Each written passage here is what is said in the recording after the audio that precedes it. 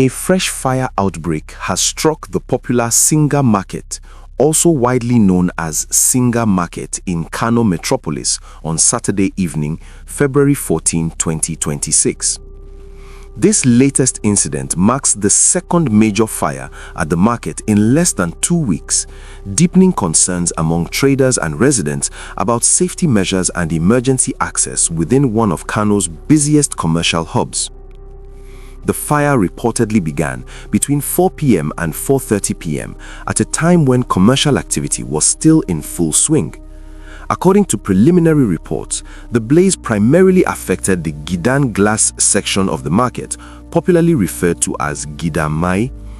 This area is largely dominated by provision stores, meaning traders dealing in food items, household supplies, and consumables bore the brunt of the destruction. Eyewitnesses described scenes of panic as thick smoke rose above the market skyline, prompting traders to scramble in a desperate effort to salvage goods. Many attempted to move bags of rice, cartons of beverages, cooking oil, and other provisions out of the affected section. However, the intensity of the flames reportedly spread rapidly, leaving little time for organized evacuation of merchandise.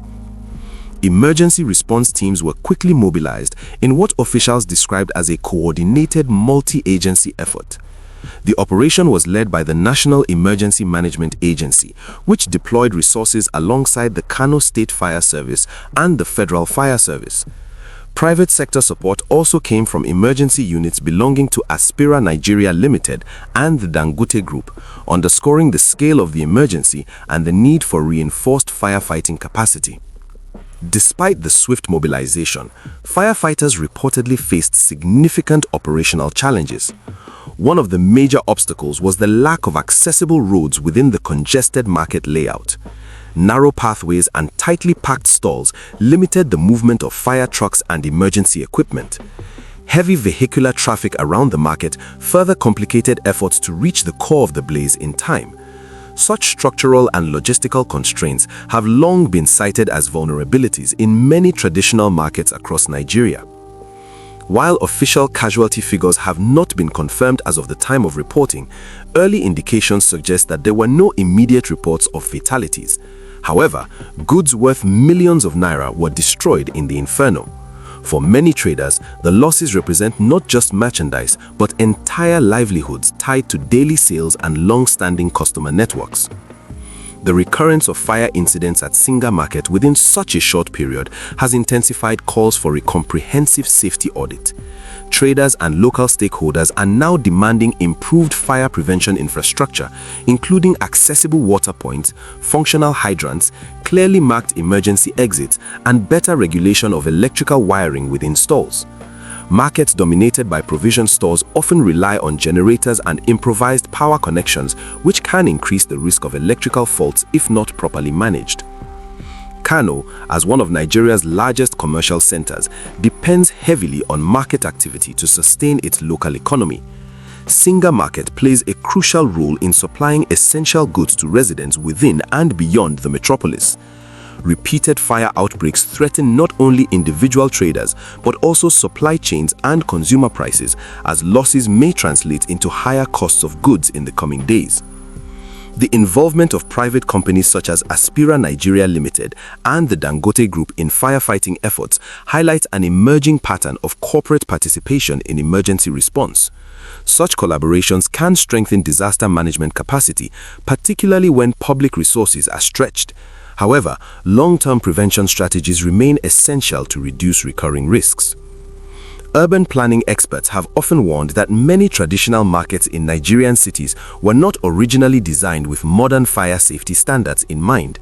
Over time, expansions, makeshift stalls, and unregulated construction have created dense clusters that hinder emergency intervention. Without systematic restructuring and enforcement of safety regulations, similar incidents may continue to occur. For affected traders, the immediate concern is recovery. Many will likely depend on personal savings, cooperative societies, or informal lending arrangements to rebuild their businesses. Some may call on state authorities for relief assistance or soft loans to cushion the impact of their losses. The psychological toll of repeated disasters within a short time frame cannot be overlooked, as uncertainty about safety may discourage investment and restocking.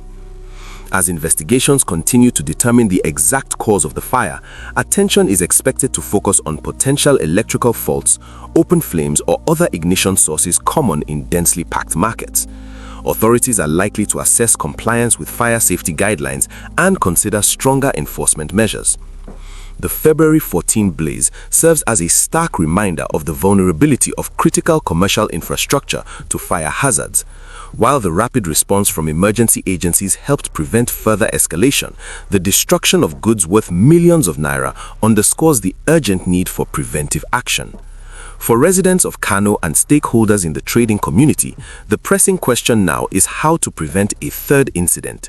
Strengthening fire safety systems, improving access roads, enforcing building regulations, and enhancing emergency preparedness could determine whether Singa Market recovers stronger or remains at risk. As Kano continues to grow as a commercial powerhouse, safeguarding its markets must remain a priority. The resilience of traders is evident, but resilience alone cannot substitute for robust safety planning and infrastructure.